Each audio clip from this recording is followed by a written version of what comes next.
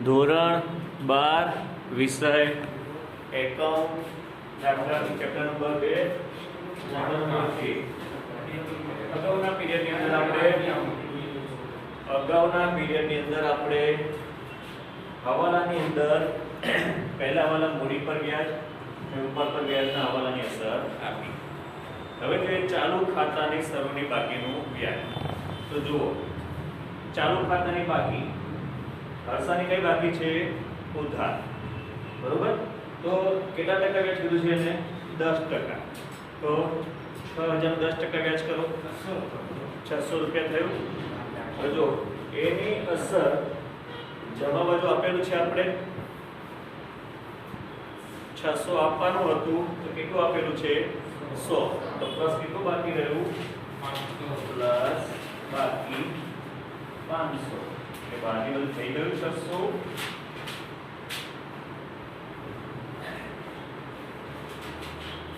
હવે એની બીજી અસર અહીંયા આગળ ઉધાર બાજુ છેલ્લી તારીખ 31/3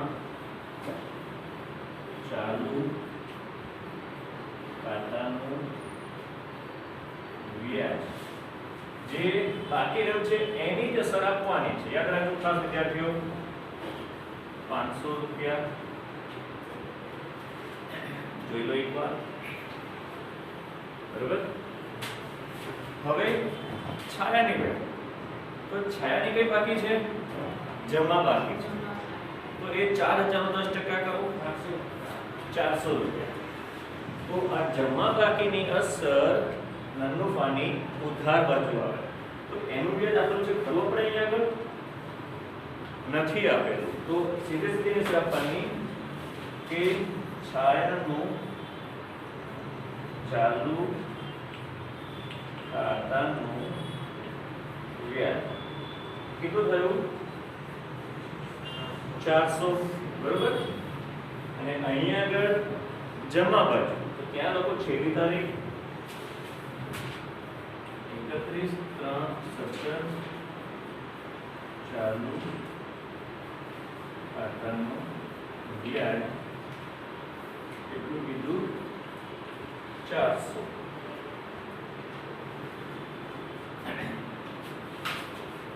બરોબર. પહેલો હવાલ પતી ગયો. તો બીજો હવાલો યંત્રો પર 10% ઘસારો ગણ. આ યંત્રો માઈનસ ઘસારો 4000. બરોબર. આની બીજી અસર નંદોની ઉધાર બાજુ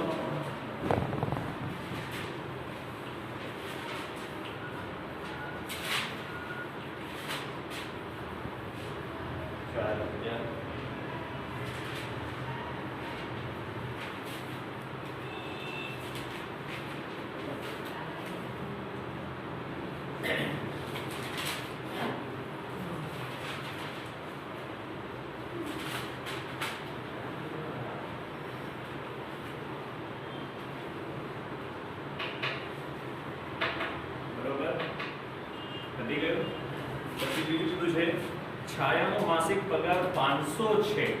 તો જુઓ છાયાનો પગાર અહીંયા આપેલો છે. માસિક પગાર 500 એટલે કે એક મહિનાનો 500 હોય તો 12 મહિનાનો કેટલો? 6000 આવે. બરોબર. તો 6000 માંથી આપણે 5500 આપેલો છે તો બાકી કેટલો રહ્યો? 500. તો અહીંયા આગળ પ્લસ ચૂકા 500 રૂપિયા એટલે બહારની બાજુ 6000. બરોબર. એ નન્નું ખાની ઉધાર બાજુ હોય તો ચાલુ ખાતાની જમા બાજુ 31/3/17 પગાર કોનો છે? છાયાનો. તો છાયાના ખાનામાં 500 રૂપિયા.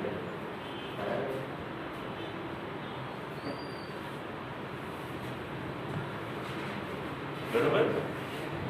પછી શું કીધું છે? જો અહીંયા વેચાણ નોંધનો સરવાળો 300 ઓછો ગણાયો છે. હવે અક્ષરભાઈ કહેશે કે આની કેટલી અસર થશે? ક્યાં આપણે હવાલો વાંચ એ તમને આમાં શું કરવાના માઈનસ બે બાજુ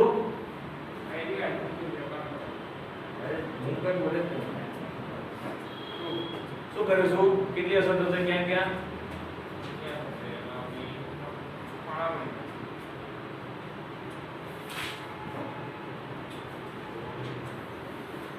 ક્યાં થશે અસર અક્ષતભાઈ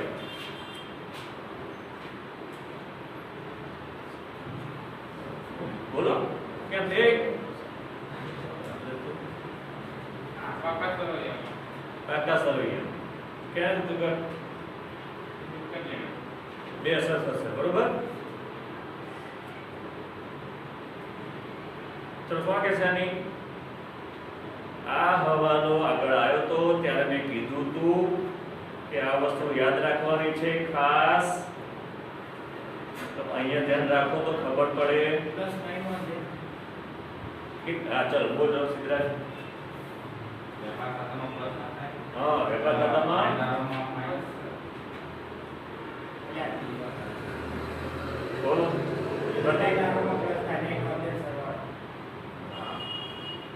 એટલે મેં ખાસ એ વખતે હવાલા જ્યારે કીધું હતું યાદ રાખો જુઓ ફરી કહી દઉં છું વેચાણનો જો સરવાળાની વાત આવે ને તો એક જ અસર એ વખતે મેં ભારદેટ કીધું હતું અત્યારે એટલા માટે કીધું કે તમે ધ્યાન નથી આપતા કહીએ ત્યારે જુઓ બોલ કરી એટલા માટે આ દાખલો એટલા માટે શાંતિથી કરું છું આખે આખું ગણાવું છું એ ક્રિટિકલ છે ને પણ બોર્ડમાં પૂછી ગયો છે આ દાખલો ફરીથી કહી દઉં છું જો વેચાણ હોય ને ખાલી વેચાણ કે વેચાણ નોંધવાનું રહી ગયું છે તો બે અસર યાદ રાખજો ખાસ ખાલી વેચાણની વાત હોય પણ વેચાણ નોંધનો સરવાળો હોય શબ્દ યાદ રાખજો શું વેચાણ નોંધનો સરવાળો તો એક જ અસર હવે જો શું હોય ઓછો હોય સરવાળો તો આમાં પ્લસ વેચાણમાં પ્લસ થાય વેચાણમાં પ્લસ થાય અને વધુ ગણ્યો હોય તો માઈનસ થાય પણ એક વસ્તુ યાદ રાખવાની કે વેચાણનો સરવાળો હોય એટલે એક જ અસર ખ્યાલ આવ્યો સિદ્ધરાજ વેચાણ હોય તો બે અસર હજી કોઈ યાદ રાખજો પોઈન્ટ આ વસ્તુ બરોબર એટલે વેપાર ખાતાની જમા બાજુ આ વેચાણ છે તેમ સમજીને અહીંયા લખવાનું તમે પૂરેપૂરું લખજો વેચાણ નોંધનો ઓછો ગણેલ સરવાળો કેટલા રૂપિયા છે 300 છે બરોબર એટલે કેટલા થશે ફરી પૂછી યાદ રાખજો પોઈન્ટ કારણ કે અહીંયા અસર છે ને એટલે અહીંયા તમે ખોટી અસર આપી ને તો બધી વસ્તુ ખોટી થવાની ખ્યાલ આવે તમને અહીંથી કાચો નફો ખોટો આવશે કાચો નફો ખોટો એટલે ચોખ્ખો નફો ખોટો ચોખ્ખો નફો ખોટો એટલે વહેંચણીપાત્ર નફો ખોટો વહેંચણીપાત્ર નફો ખોટો એટલે ચાલુ ખાતા ખોટા અને ચાલુ ખાતું ખોટું એટલે આખો સરળ ખોટું સીધા 2 માર્ક કપાઈ જશે ખબર પડી સીધા 2 માર્ક કપાશે એટલે ખાસ અહીંયા જે શરૂ થતી હોય ને એ વાળા ખાસ પાકા કરવાના તમારે છેલ્લે હોય ને તો બહુ વાંધો ના આવે તો એક જ અસર એન્ટ્રી ખોટી પડે અહીંયા આગળ બધી એન્ટ્રી ખોટી પડે એટલા માટે ખાસ યાદ રાખવાનું આ વસ્તુ બરોબર યાદ રાખજો પોઈન્ટ ચલો હવે સામાન્ય અનામત ખાતે 1700 લઈ જવાના છે તો સામાન્ય અનામતની એક અસર નફાની ઉધાર બાજુ સામાન્ય અનામત 1700 અને બીજી અસર અહીંયા મૂડી દેવામાં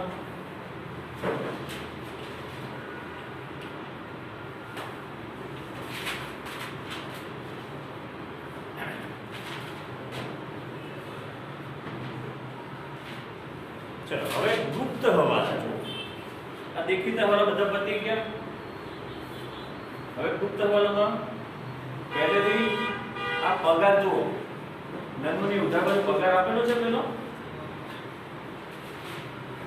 આ કીધું છે ને પગાર 1000 મળ્યો બધાને. આ પગાર 1000 હોય, એક મહિનાનો 1000 તો 12 મહિનાનો કેટલો 12000. તો અહીંયા કેટલા આપેલા છે આપણે 13000. તો શું કર્યું છે આપણે એક મહિનાનો આપણું લે અગાઉથી ચૂકવેલ છે. ખરા ને? ખર્ચ અગાઉથી ચૂકવેલ છે એટલે કરવાનો માઈનસ. તો માઈનસ અગાઉથી ચૂકવેલ.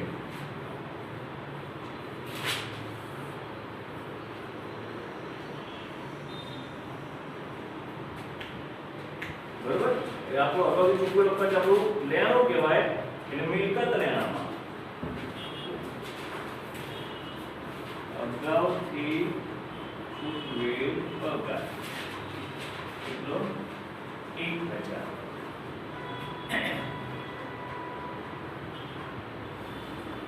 બરોબર? હવે પછી બાજુ બીજો ગુપ્ત હવાલો છે તો વીમા પ્રીમિયમ જુઓ.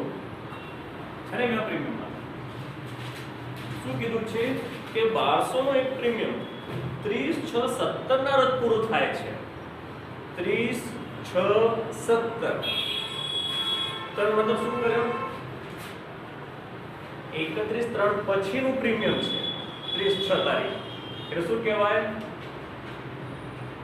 અગાઉથી ચૂકવેલ વીમા પ્રીમિયમ. કેટલું? તો આપણે આપણી તારીખ કઈ છે 31/3/17 છે અને આ કઈ તારીખ સુધીનું છે 30/6 સુધી. 30/6/17 ખ્યાલ. તો 3 મહિનાનું પ્રીમિયમ આપણે અગાઉથી ચૂકવ્યું છે. તો 12 મહિનાનું કેટલું છે? તો એમાં પાછું ખાસ યાદ રાખી લેજો કે 12 ની બાજુ 2000 આપેલા છે ને એ નહીં લેવાના. અંદરની બાજુ આપેલા છે 1200 રૂપિયા, એની પર ગણવાનું છે. ખ્યાલ આવ્યો? આ પોઈન્ટ ખાસ ધ્યાન રાખી લેજો. એટલે 12 મહિનાના 1200 તો 3 મહિનાના કેટલા?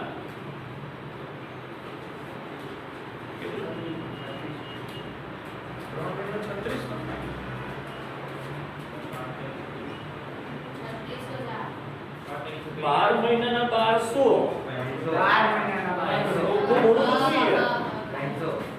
તમે યાર આ તો ભૂગોળ તો આટલી વખત બોલો તો તોય તમને યાદ નહીં રાખતો. એટલે કીધું કે અંદરનું ગણવાનું એટલે બોલે સ્પષ્ટ છે 12 મહિનાના 1200 એટલે કીધું કે અંદરનું ગણવાનું હોય. આ તો અગાઉનું છે, બીજાનું છે અને આ બધે ભેગું છે. આપણે 30/6 ની વાત ચાલે છે. તો 30/6 નું પ્રીમિયમ કયું છે 1200 રૂપિયા. આ પોઈન્ટ ખાસ ધ્યાનમાં રાખી લેજો. જે પોઈન્ટ કહું મેં ધ્યાનમાં રાખજો તો પછી કાફે દાખલા ખોટા પડશે પછી. બરોબર?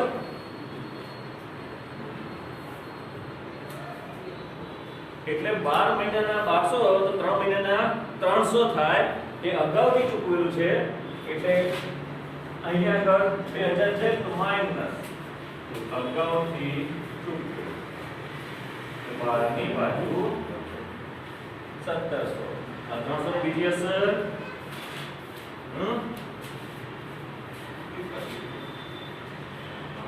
મિલકત લેણામાં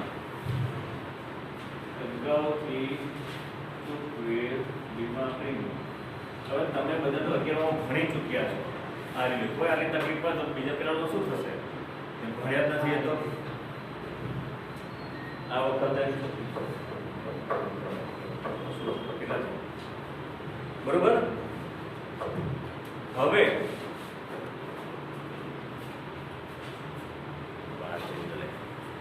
ચલો પતે વીમા પ્રીમિયમ નું આ બાજુ. હવે આ બાજુ જુઓ. હવે હર્ષાની લોન એ પણ ગુપ્ત હવાલો છે. તો હર્ષાની લોન કેટલી છે 10000. કેટલા ટકા વ્યાજ આપવાનું 6%. લોન ક્યારે લીધી છે 1 10 હતો કેટલા મહિનાનું વ્યાજ આપીશું 6 મહિના તો 10,000 નું 6% કે વ્યાજ કરો 600 આવ્યું બરોબર કે 12 મહિનાનું 600 તો 6 મહિનાનું કેટલું હા 300 ના ખબર કેવી રીતે વ્યાજ કરવાનું હું કહી દઉં આ લખેલું છે જો આખે આવ્યું ને 10,000 લોન થઈ 6% વ્યાજ થયું અને 3 મહિના કરી કાઢવાનું કેટલું આવે જો હા 300 આવ્યું ને બરોબર તો લોન પર વ્યાજ જો લખ્યું પેલા નન્નુની ઉધાર બાજુ 200 રૂપિયા બરોબર તો પ્લસ ચૂકવવાનું બાકી કેટલા રૂપિયા આવ્યું 100 રૂપિયા બરોબર હવે આ લોન વ્યાજની બીજી અસર ક્યાં આવશે મૂડી દેવામાં લખી નાખો પ્લસ બાકી વ્યાજ 100 રૂપિયા તો ના 100 રૂપિયા લખવાનું અહીંયા આગળ 10,100 ખ્યાલ આવ્યો એટલે આ ગુપ્ત વાળો પતી ગયો ચલો બીજું કઈ નથી હવે વારા પ્રતિ એક એક વસ્તુ બંધ કરતા જાઓ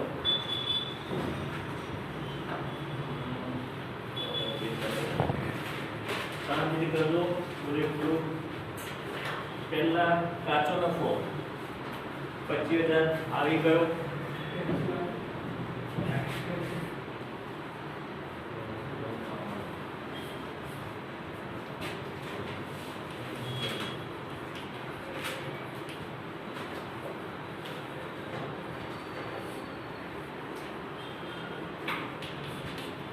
બરોબર આ કાચા નફાની બીજી અસર ક્યાં આપીશું આપણે નન્નુની જમા બાજુ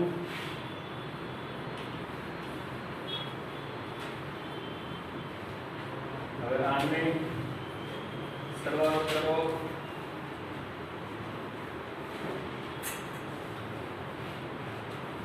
મોટા પૈસા લાગે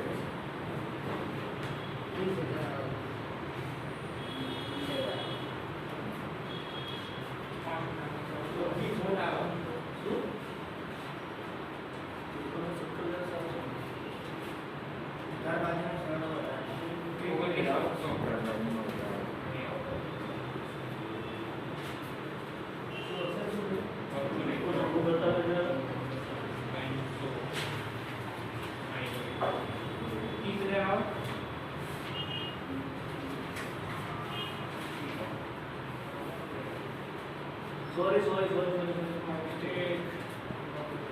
આપણે ભાડાની જમા બાકી છે યાર જોયું નહીં આપણે ભાડું બીજું આપી ને પેલું 12,000 જમા બાકી છે આપણે ઉધાર તો લખી નાખીએ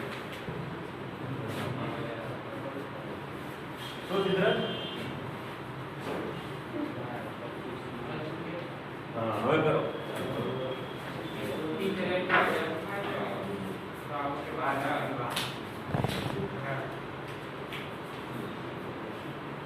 હવે કેટલા થાય છે 12 માં નીકળી ગયા 25 -3 22 22 -4 18 300 ઓકે 17,700 આવ્યો હવે કરજો તમે લ્યો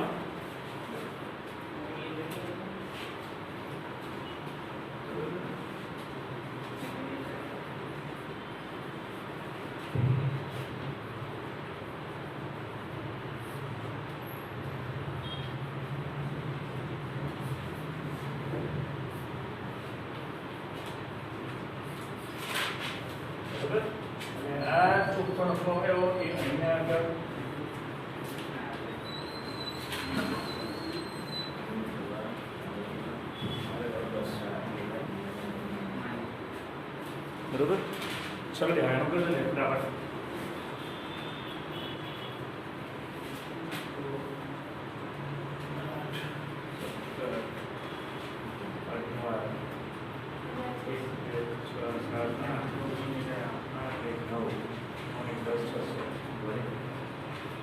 $18,600 માઇનસ 10,600 એટલે 8,000 આવ્યો. બરાબર? કેમ બેસી રહ્યા છો? 8,000 આવ્યો ને? નંબર બરોબર આવી ગયો 8,000. એને લખું અહીંયા આગળ વહેંચણી પાત્ર નફો 8,000. એને કયા પ્રમાણમાં વહેંચવાનું કીધું છે? લગભગ પ્રમાણ આપેલું નથી એટલે સરખે હિસ્સે વહેંચીશું. તો ભાગસા અને છાયા 4,000 4,000. આ બાજુ ટોટલ છે 18,600 ટોટલ છે ને? 18,600. બરોબર. આ વહેંચણી પત્ર નફાની અસર ચાલુ ખાતાની જમા પર છેલ્લી તારીખ વહેંચણી પાત્ર નફો. બરોબર વિદ્યાર્થીઓ, આજે આપણે આટલું રાખ્યું છે. બાકીનું કામ તમારા હોમવર્કમાં આપું છું. ચાલુ ખાતાની બાકી શોધવાની અને એની જમા બાકી આવે તો મૂડી દેવા બાજુ અસર આપવાની, ઉધાર બાકી આવે તો મિલકત દેના બાજુ અસર આપજો. બરોબર.